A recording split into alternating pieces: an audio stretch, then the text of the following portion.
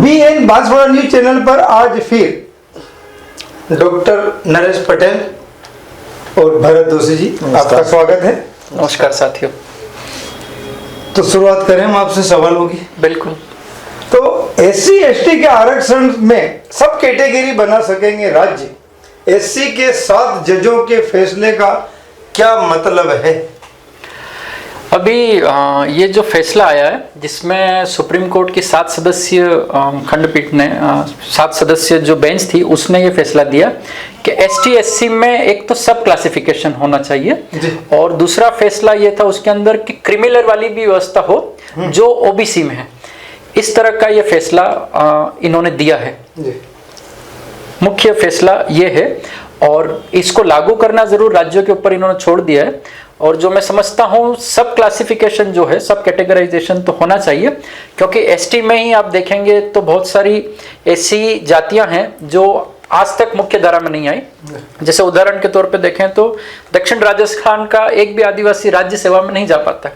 तो कहीं ना कहीं सब कैटेगराइजेशन तो फायदेमंद है, लेकिन क्रिमिनल जैसी जो व्यवस्था है वो कहीं ना कहीं बहुत नुकसान पहुंचाएगी, क्योंकि मैं OBC वर्ग से आता हूँ और OBC वर्ग में क्रिमिनल वाली जो व्यवस्था है OBC को नुकसान पहुंचा रही है। उदाहरण के तौर पर अपन देखते हैं तो एक व्यक्ति जो OBC से है और OBC रिजर्वेशन लेकर IAS बन जाता है या A क्लास ऑफिसर बन जाता है, तो A क्लास ऑफिसर बनने के बाद या IAS बनने के बाद उसके बच्चों को OBC का आरक्षण नहीं मिलता है, वो क्रिमिनल में आ जाते हैं। तो उस स्थिति में वो जो IAS बना है OBC का लाभ लेकर OBC कैटेगरी से, तो वो आज तक अपने OBC वर्ग के लिए नहीं बोलेगा। और आज तक आप खुद देखिए इतिहास में एक भी OBC का जो IAS बना है उसने OBC वर्ग की आवाज नहीं उठाई। मतलब उसका काम हो गया, उसका काम हो गया, उसके बच्चों को OBC आरक्षण नहीं मिलना, उसका परिवार का भला हो गया, उसका भला हो गया, लेकिन उसके बच्चों को आरक्षण का लाभ नहीं मिलेगा। अच्छा। तो वो नहीं बोलेगा।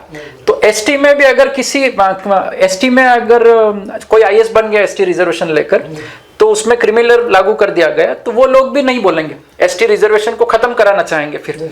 तो कहीं ना कहीं ये ST में जो यूनिटी ST SC की आपस में हो रही थी आदिवासियों की पूरे भारतवर्ष में, उसको कहीं ना कहीं तोड़ने की ये एक साजिश है। और ये जो फैसला हुआ है, ये न्यायपालिका ने जो फैसला किया है, मैं समझता हूँ ST SC का जो आरक्षण है वो भारत के संविधान में संविधान निर्माताओं ने, भारत की जनता ने बनवाया था। भारत की जनता के जो प्रतिनिधित्व वो उन्होंने किया था, जनहित में बना था। हाँ, और जनता ने बनाया था। भारत की जनता संसद में बैठती है, तो ये जो संविधान का प्रावधान है वो भी भारत की जनता ने अपने प्रतिनिधियों द्वारा संसद में किया था।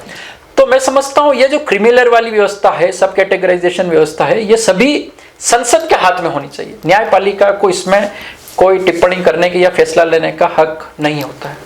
और न्यायपालिका आप खुद देखें ना, आज तक एक भी आदिवासी जज नहीं बन पाया, न्यायपालिका वहां तो नहीं देख पा रही। तो ये बड़ा दुर्भाग्य, बिल्कुल कड़वा सच है। तो न्यायपालिका को सबसे पहले अपने वहां पर सुधार करने की जरूरत है। और मैं समझता हूँ सब कैटेगराइजेशन होना चाहिए, मैं उसका समर्थन करता हूँ, लेकिन ST SC में क्रिमिनल नहीं होना चाहिए, ये गैर संवैधानिक है। तो न्यायपालिका में सुधार होना चाहिए। नहीं, वो विषय अलग चला जाएगा जी। सब कैटेगरी का जो मामला है तो क्या कैसे तय करेंगे? जो भी जाति, जैसे SC में जातियां हैं तो क्या उनके अंदर भी क्या भेदभाव अलग अलग तरह का होता है? सारी SC जातियों के साथ में एक जैसा भेदभाव होता है। अच्छा। उनके ऊंचे नीचे तो उनके साथ में वही व्यवहार होता है। तो इसलिए सब कैटेगरी कैसे बनाई जाएगी? फिर दूसरी बात ये कि जाति जनगणना नहीं होगी तो पता कैसे लगेगा कि किस जाति का कितना आप दोगे, कैसे लाभ दोगे, उसके अंदर कैसे उसको विभाजित करोगे आप आरक्षण को, कैसे विभाजित करो? सबसे बड़ी बात ये कि मान लो ST में करना है तो ST में कैसे कर लोगे राजनीतिक विभाजन? सब कैटेगरी कैसे बना लोगे? क्या राजनीतिक रूप से बांसवाड़ा की 5 विधानसभाएं तो कौन सी ST को कौन सा हिस्सा दे दोगे? तो क्या मीणाओं को यहाँ ला के दोगे, क्या गरासियाओं को यहाँ ला करके देखो, या बिलो को वहाँ कोटा ले जा करके दोगे, या सवाई माधोपुर ले जा करके दोगे? कैसे करोगे इसका कैटेगरी? तो ये बहुत टिपिकल विषय है और इसको है वो बहुत संसद को तय करना चाहिए कि इसमें क्या किया जा सकता है। तो बिना जाति जनगणना के सब कोटा कैसे बन सकता है? यही तो सबसे बड़ा प्रश्न है, कैसे बना सकते हो सब कोटा? इसलिए राहुल गांधी जो ये मांग कर रहे हैं कि जातीय जनगणना पहले कर दो, लेकिन ये सरकार तो है वो जनगणना करने के लिए तैयार नहीं। कारण क्या है? उनकी अपनी सोच है कि कारण मैं समझता हूँ देश में हर व्यक्ति को महात्मा गांधी जी ने कहा है इस देश में हर व्यक्ति की जरूरत पूरी हो सके उतने संसाधन हैं लेकिन किसी की लालच पूरी हो सके उतने संसाधन नहीं है। अच्छा। तो कुछ लोगों की लालच है जो भारत के संसाधनों में ज्यादा प्रतिनिधित्व चाह रहे हैं, ज्यादा हिस्सा चाह रहे हैं। तो सभी को अगर जातिगत जनगणना होती है तो सभी को अपनी अपनी जनसंख्या के अनुपात में रिप्रेजेंटेशन मिल जाएगा। और बिहार के अंदर भाजपा ने जातिगत जनगणना का समर्थन किया लेकिन देश में वो नहीं करवा रही है। तो और वो तो जब कांग्रेस सरकार थी, हाँ अभी केंद्र में है, और जब बिहार में भाजपा नीतीश कुमार जी और जेडीयू और आरजेडी दोनों जब सरकार में थी तो भाजपा ने भी विधानसभा में जातिगत जनगणना का समर्थन करके बिहार में करवाई। और यही भाजपा जब विपक्ष में थी 2011 में, मनमोहन सिंह जी प्रधानमंत्री थे, तो उस वक्त इन्होंने जातिगत जनगणना की मांग की थी, भाजपा ने मांग की थी। हाँ, और बहुत प्रबल रूप से मांग की थी जिसके ऊपर कांग्रेस को जातिगत जनगणना करवानी पड़ी लेकिन उसके आंकड़े सार्वजनिक नहीं हो पाए। नहीं हुए। तो क्या कोटे में कोटा सही है? क्या इससे एसटी एसटी को जो एक यूनिट हो गया है वो बढ़ नहीं जाएगा? निश्चित रूप से जिस तरह से यूनिटी आज पूरे देश में हम देख रहे हैं, आदिवासियों में यूनिटी हो रही है, एक आदिवासी महिला राष्ट्रपति बन रही है, तो कहीं ना कहीं ये आदिवासी वोट बैंक लामबंद हो रहा है, एससी वोट बैंक लामबंद हो रहा है और एसटी एससी अपने अधिकारों के प्रति जागृत हो रहे हैं।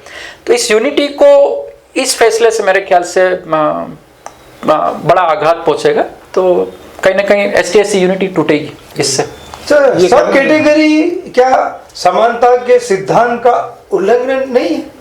बिल्कुल, जो हमारे को संविधान ने जो एक समानता का अधिकार दिया है और उसी को स्थापित करने के लिए आरक्षण की व्यवस्था की है। और आरक्षण का मूल आधार ही शैक्षिक और सामाजिक पिछड़ापन है। और हम देख रहे हैं कि समाज के अंदर जब ये इतने सालों से आरक्षण मिल रहा है उसके कारण एक बदलाव आया है, एक समानता लगने लगी है कि लोग आपस में एक दूसरे को समान समझने लगे।